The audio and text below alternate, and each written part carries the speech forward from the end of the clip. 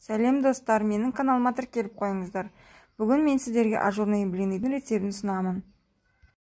Менің каналымда жұмсақ, керемет шығатын медовиктің рецебі бар.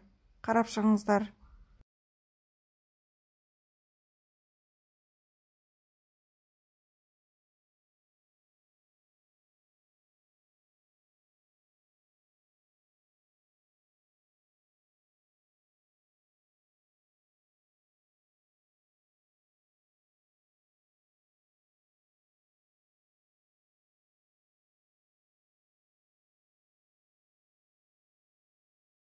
Алдымен жұмыртқамызды ыдысқа құйып, қантты және тұзды қосып, массамыз біркелкі болғанша жақсылап араластырамыз.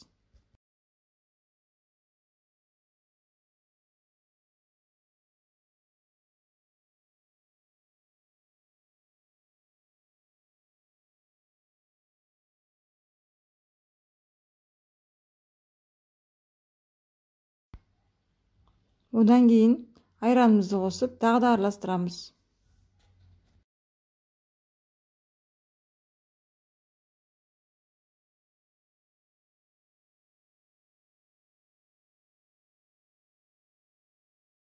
Ас содамызды ұнға қосып, араластырып, жаңа қоспамызға елек арқылы өткізіп қосамыз.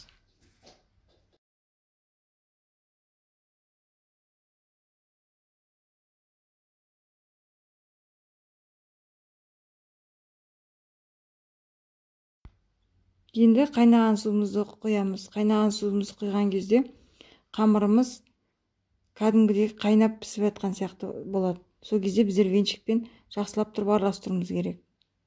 Ең соңында майды құямыз және тағы да араластырамыз.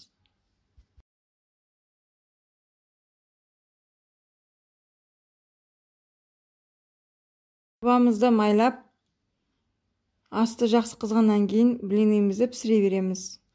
Оттың астын азайтуға болмайды. Азайтқан жағдайда көпіршіктері шықпай қалады. Блиніміз өте жұмсақ болып піседі.